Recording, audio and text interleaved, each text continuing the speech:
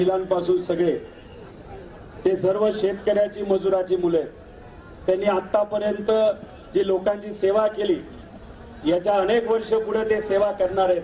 त्यामुळे एकदा जोरदार सगळ्या पोलीस लोकांसाठी टाळ्या वाजवून त्यांचा सत्कार करावा.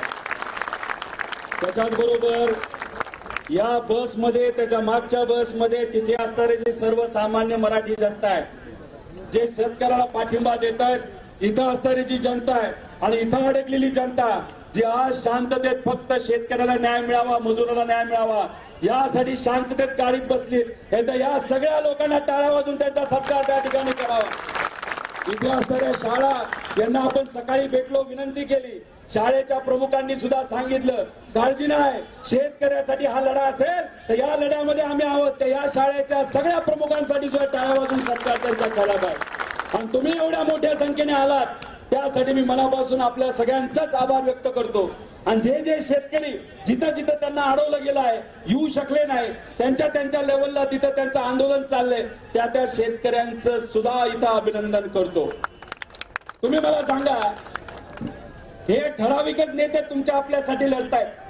पवार साहेब आपल्यासाठी लढतायत, राहुल गांधीजी लढतायत, उद्धव ठाकरे साहेब लढतायत, काही शेतकरी नेते लढतायत, काही खासदार जे इकडे होते पलीकडे गेले. मग असे जे काही उड्या मारणारे लोक आहेत त्यांच्यावर विश्वास ठेवून चालणार का? मग हे लोक जर सत्तेत जाऊन स्वतःचं हित बघत असतील आणि तुमची भूमिका न घेता जर शांत बसत असतील, हे चालणार का तुम्हाला? आणि मग अशा पद्धतीच्या स्वतःचं घर भरण्यासाठी हे खासदार पलीकडे जात असतील तर स्वतःच्या हक्कासाठी कोणाला लढायला लावेल? कोणाला लढावं लागेल? जर समजा लढलोच नाही, कांद्याचा भाव वाढलाच नाही, खताचा भाव कमीच झाला नाही, सरसकट कर्ज माफी झालीच नाही, जर शेतकऱ्याला त्या ठिकाणी न्याय मिळालाच नाही, जर तिथं जे आपले सगळे विद्यार्थी आहेत त्यांना स्कॉलरशिप वेळेवर मिळालीच नाही, आमच्या लाडक्या बहिणींना तिथं मदत मिळालीच नाही, तर मग याचं नुकसान कोणाचं आहे? नेत्यांचं नुकसान आहे का सामान्य लोकांचं नुकसान आहे? एकदा हात वर करून सांगा, कोणाचं नुकसान आहे? कोणाचं नुकसान आहे? मग आपण 1000 रुपयासाठी, 100 रुपयासाठी वन फिरतो आणि इथं करोडो रुपयाचा भ्रष्टाचार जर होत असेल तर मग आपल्या न्यायासाठी आपल्याला रस्त्यावर उतरावं लागेल. नेते जे लढतात, जे आपल्या बरोबर आहेत त्यांचा विश्वास ठेवायचा, पण जे विकत घेतलेले, जे विकून गेलेले त्यांचा विश्वास ठेवायचा का नाही ठेवायचा? मग आपल्या हक्काची लढाई ही तुम्हा आपल्या सगळ्यांना मिळून तिथं लढायचे. आणि जर आपण त्या बाबतीत कमी पडलो तर अन्याय हा गरिबावरच होतो, सामान्य लोकांवरच अन्याय तिथं होतो. त्यामुळे आपली एकजूट कायम राहणं आपल्या सर्वांसाठी, आपल्या महाराष्ट्रासाठी, आपल्या महाराष्ट्र धर्मासाठी ही अतिशय महत्वाची गोष्ट आहे.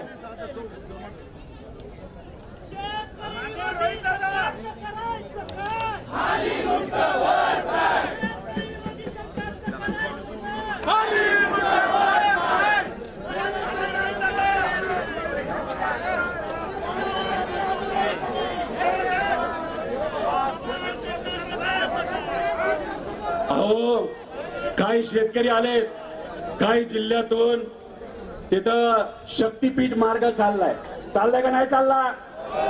उत्तर प्रदेश मध्ये गडकरी साहेबांनी एक रस्ता बांधलाय. गडकरी साहेब कुठल्या पक्षाचे आहेत? कुठल्या पक्षाचे आहेत? पण नेते आहेत, मंत्री आहेत. उत्तर प्रदेश मध्ये 8 पदरी रस्ता बांधलाय. किती? हा, आता इथं 4 पदरी रस्ता आहे.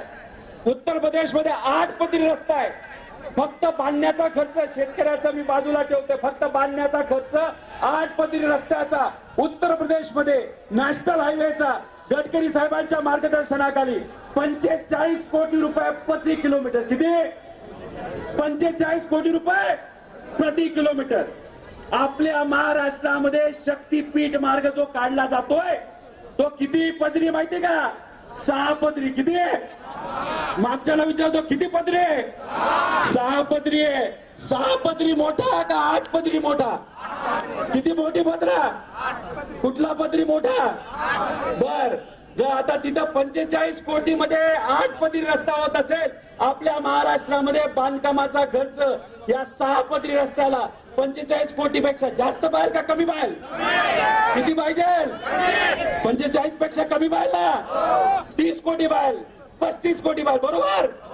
या महाराष्ट्रामध्ये शक्तीपीठ मार्ग जो बांधला जातोय तिथं शेतकऱ्याला विश्वासात न घेता शेतकऱ्याची जमीन स्वस्तात जी घेतली जाते, त्या शक्तीपीठ मार्ग जो फक्त 6 पदरी आहे त्याला बांधण्याचा खर्च हा 95 कोटी रुपये प्रति किलोमीटर आहे.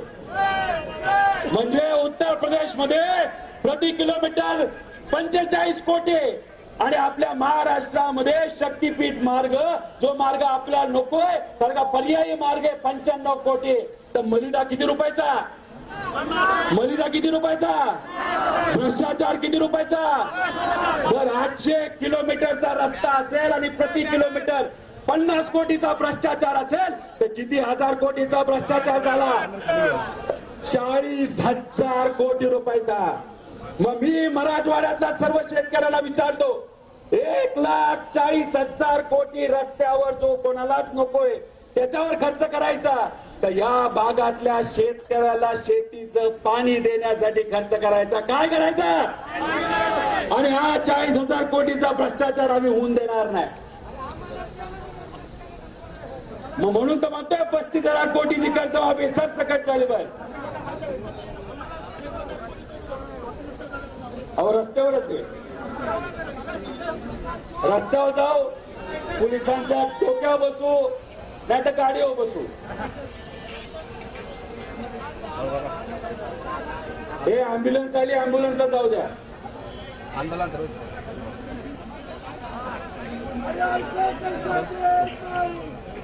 मला काही लोक म्हणतात, विनंती आहे, अहो काही लोक आपल्याला म्हणतात काही अरे देतो सांगा. विनंती आहे, आजूबाजूला सर्व शाळा आहेत, आपण शाळा सकाळी आम्ही भेटलो साहेब. बघा सकाळी शाळेच्या प्रमुखांना आपण भेटलो. विनंती ही आहे, बघा शाळेला आम्ही भेटलेलो आहे. शाळेच्या सर्व पदाधिकारी आणि शाळेच्या प्रमुखांनी आम्हाला सांगितलेले 3 वाजेपर्यंत आमची शाळा सुटत नाही. किती वाजेपर्यंत? किती वाजलेत आता? 1 वाजलाय. आता तुम्ही बघितलं असेल ज्या सगळ्या अँब्युलन्सेस आहेत त्या सहजपणे आपण जाऊन देतोय, बरोबर का नाही? अहो अँब्युलन्स आम्ही जाऊन देतोय, आम्ही नाही थांबवत. साहेब आम्हाला काय सांगितलंय? आम्हाला सांगितलंय महाजन साहेब फोन करतायत. बॅनर हे काय काय कोणाचा हसुडे, कोणाच्या कष्टाचं प्रतीक आहे. हे कष्टासाठी आपण वापरतो आणि अन्याय झाला तर काय करतो? काय करतो? त्यामुळे मी सगळ्या पोलिसांना विनंती करतो, काही लोकांना 1 तास 2 तास त्रास होणार आहे. त्याला सांग ना, आमच्या शेतकऱ्याला दरवर्षी दररोज त्रास होतो, दर तासाला त्रास होतो. त्याच्याबद्दल कोण विचार करणार?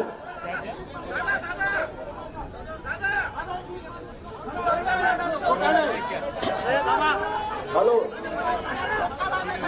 साहेब बोला. ऐकू येतं, ऐकू येतं.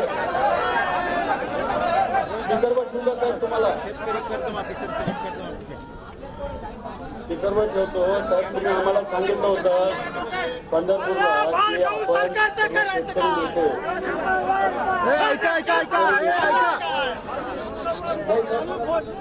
फोन आला थांबा. दादा स्पीकर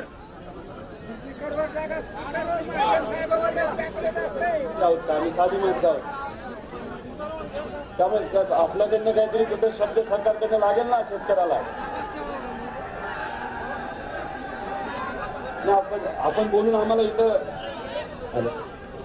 नाही. मग साहेब जे मुख्यमंत्री साहेबांबरोबर जे नेते त्यांचं मुख्यमंत्री साहेबांबरोबर जे नेते त्यांना बोलणं करून द्या ना आम्हाला साहेब. मुख्यमंत्री साहेबांबरोबर जे कोणी तिथे असतील, तुम्ही त्र्यंबकेश्वरला आहात तर तिथं जे काय सेशनमध्ये जे लोक असतील, जे नेते असतील त्यांचं बोलणं करून आम्हाला इथं शेतकऱ्या न्याय द्या ना साहेब. कारण तुम्ही नाही साहेब बाबा तुम्ही शब्द दिला होता आपण बसणार आणि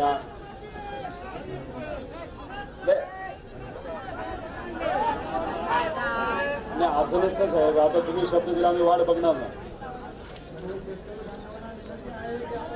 नाही यश साहेब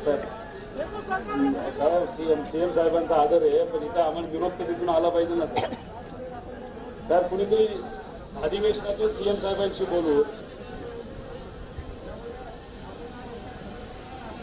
बावनकुळे साहेबांना साहेब फोन करायला हवा स्टेशन मध्ये असतील ते आम्ही वाट बघतो बावनकुळे साहेब ए बॅनर खाली कर ना बॅनर खाली कर मीडियाला कव्हरेज करतात नाही बॅनर खाली करा पुढचे बॅनर खाली करा प्लीज बाबा हो 5 मिनिटात फोन करा ऑनर चाललंय सगळं मला नेत्यांना विनंती करायची पोलिसांना विनंती करायची कुणी पोलीसच्या गाडीमध्ये नेत्यांना कृपा करून ठेवू नका आणि जे सर्व शेतकरी आहेत आपल्याला एकच पर्याय गाडी समोर बसावं लागेल आता आम्ही या गाडीच्या टपावर बसलोय तुम्ही मग काय करायचं ते ठरवा पण आपल्या नेत्यांना जी कुठली गाडी घेऊन जाणार असेल ती गाडीला पुढे जाऊन देणं हे योग्य नाही आता सरकारकडनं एक मंत्री साहेब आपल्याशी बोलले ते अधिवेशनात नाहीयेत आम्ही विनंती केली आपण शांततेत लढतोय आम्ही शांततेत विनंती केली की साहेब जो कुठला नेता मुख्यमंत्री साहेबांबरोबर असेल त्यांच्याशी आमचं बोलणं करून द्या 5 मिनिटात ते परत एकदा फोन करतायत आणि मग बघू काय बोलतात काय काय करायचं नाही हटायचं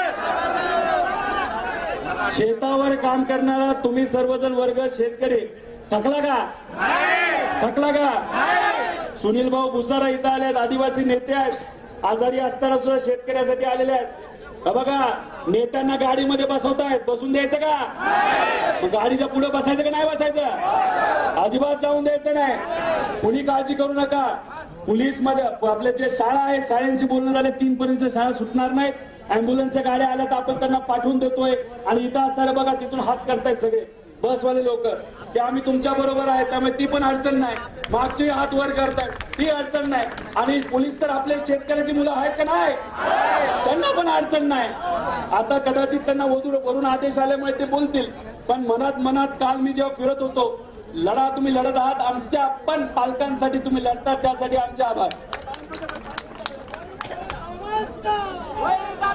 कुणी कोणाला घेऊन जाऊन देऊ नका 5 मिनिटात इथं फोन येतोय मंत्री महोदयांचा पंढरपूरला आमचा विश्वासघात केलाच